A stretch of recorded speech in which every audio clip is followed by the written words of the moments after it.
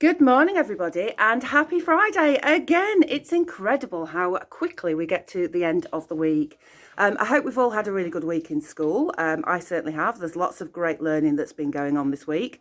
And today, for our Friday roundup of all things that are excellent, I'm going to share with you a brand new, well, it's refreshed actually, writing display that we have in the corridors leading to the hall. And I know lots of you aren't coming through the corridors at the moment, so I thought I'd share the writing that's on display. And what's brilliant about it is it shows an entire journey and how our writing progresses from nursery all the way through to year 6. So we've taken a super piece of writing from every year group in school, and then we've put it together to create our writing journey display.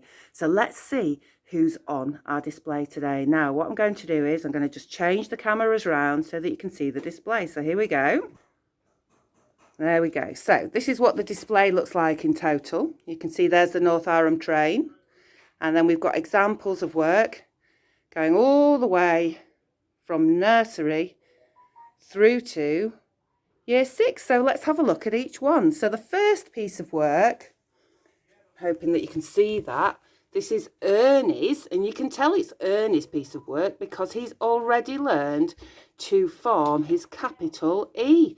And you can see there that he said, that's my name. It's an E for me. He's also drawn Daddy, and he says Daddy's got long legs.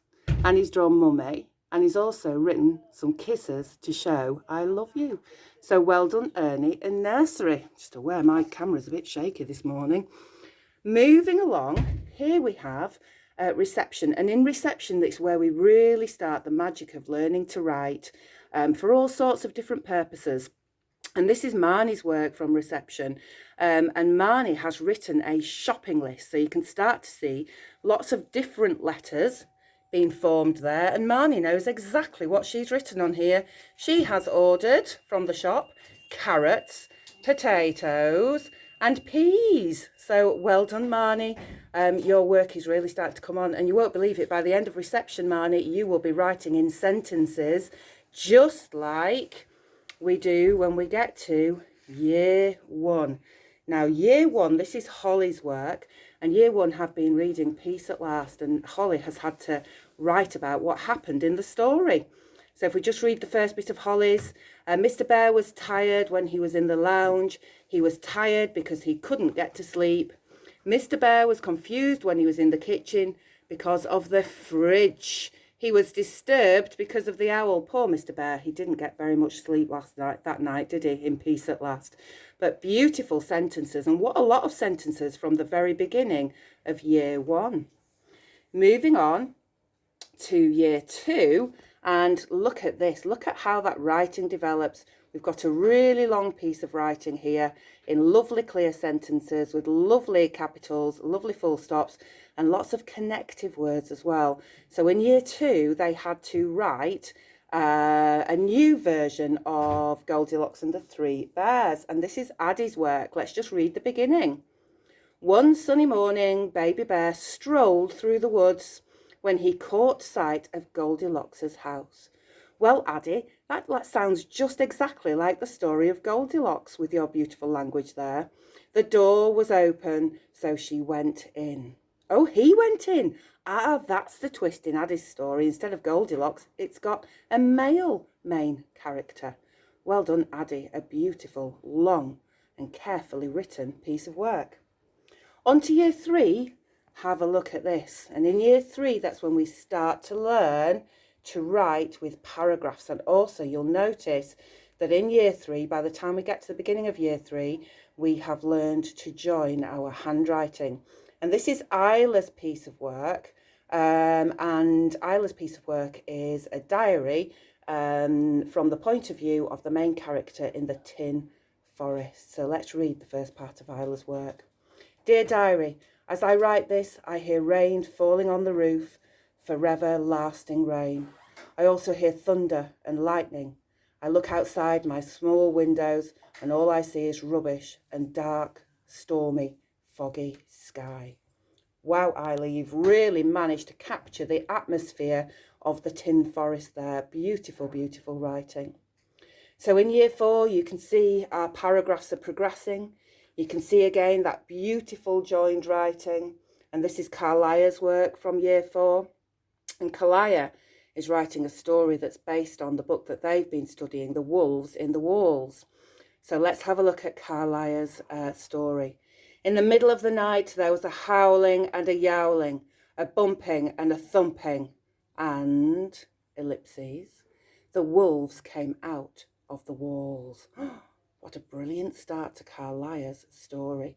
And she's starting to use a wider range of punctuation as well, and some extended, more complex sentences with fronted adverbials as well in year 4. In year 5, well done Carlia in year 4. In year 5, Max's piece of work here shows us how we progress again. Still writing in paragraphs, and it's another diary. This time we seem to be writing a lot of diaries at the beginning of the school year. Max has written a diary from the point of view of a character from their novel that they've been studying, which is Clockwork by Philip Pullman, one of my favourite ever short novels. And they had to write, I think, as if they were Carl, who was in a real dilemma because he had a piece of work to do and he hadn't done it for the town clock. And again, you'll start to see more of a range of punctuation, that beautiful joined up handwriting. Let's read the beginning of Max's diary. Dear Diary, today I had the worst day ever. I went to work to try and finish something I should have done ages ago. It's a total wreck. I feel like I should just go jump off the tower and get it done with. Why did I leave it so late? Oh, Carl, it's a real struggle, and Max has managed to really step into the shoes of that character. So well done, Max. And then finally through to year 6. You won't believe this, children. It's another diary. Now look at the beautiful length of this. And this one was written by Sarah, who's a really superb writer in year 6. So you can see there our paragraphs are getting more extended, and the length of our pieces is getting longer. And Sarah has written as if she is Rose Blanche from the story that they've been studying. And Rose Blanche is a very brave young girl, and she takes a massive risk and has to give away her food to feed some prisoners of war. It's set in World War II in Germany. And let's have a look at the beginning of Sarah's story. Dear Diary, downstairs I can hear my mother pottering around the kitchen and preparing my school lunch and my breakfast.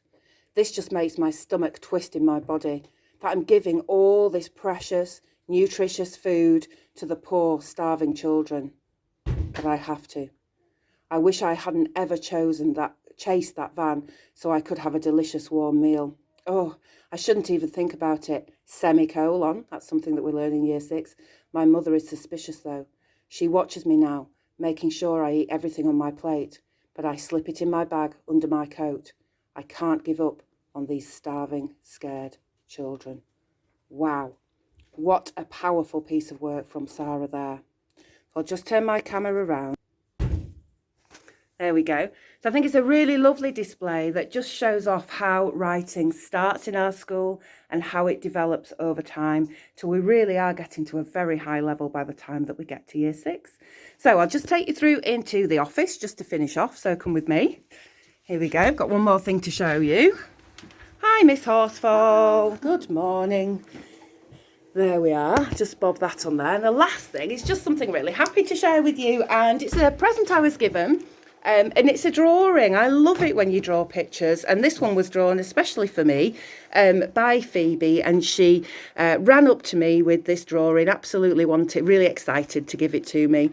And it's sat in my office ever since, Phoebe, and it helps me every single day. Phoebe has drawn me, it says to Mrs. Scarderfield, she has drawn me a happy bunny. Isn't that lovely? And Phoebe just did that at home. And I think she thinks sometimes I get a bit cold when I'm standing outside the front door. So she drew me a happy bunny to remind me to always be a happy bunny. So whenever I feel a bit grumpy or a bit stressed or a bit cross, I just look at Phoebe's picture and think, Mrs. Scarderfield, you need to remember to be a happy bunny. And I think that's a good message to end with today. So I hope you all have a really lovely weekend. Be happy bunnies. And I can't wait for next week, which is the last week before our half-term holidays, for us to do some more great learning and some more great work. So happy weekend, everybody. Have a great one. See you soon.